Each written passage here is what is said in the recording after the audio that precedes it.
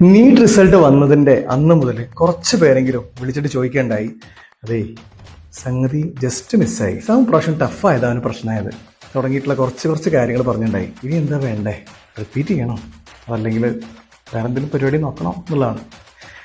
ഇതിൽ primarily consider ചെയ്യേണ്ടത് കുട്ടികളുടെ ഇൻട്രസ്റ്റ് ആണ്.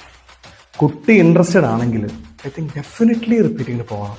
ആ ഒരു വർഷം അത് വെർത്താണ്. നമുക്ക് ആ ഒരു ഫയർ ഉണ്ടെങ്കിൽ അത് മതി ഫ്യൂലായിട്ട്. എൻ്റെ ഹാർഡ് വർക്കിനും മെൻ്റൽ കാംനെസ്സിനും ഒക്കെ ആ ഒരു ഒറ്റ ഫയർ മതി. അധികം ബേജാറാവാതെ ആ ഫയറോട് ഇത് എനിക്കുള്ളതാണ് നെക്സ്റ്റ് എക്സാം എന്നുള്ള ആ ഒരു ഫയർ മാത്രം മതിയാവും. BSc ഫിസിക്സ് കിട്ടാത്ത കാരണം കൊണ്ട് റിപ്പീറ്റിങ്ങിന് പോയി MBBS കോഴിക്കോട് കയറി. ഇന്ന് അയാൾ സർജിക്കൽ ഓങ്കോളജിസ്റ്റാണ്. നമ്മുടെ ഒരു കൂട്ടുകാരൻ.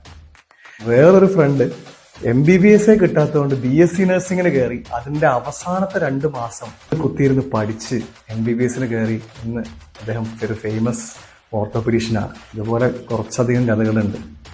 അതുകൊണ്ട് തന്നെ വെർത്താണ് നിങ്ങൾ ഇൻട്രസ്റ്റ് ആണെങ്കിൽ മാത്രം.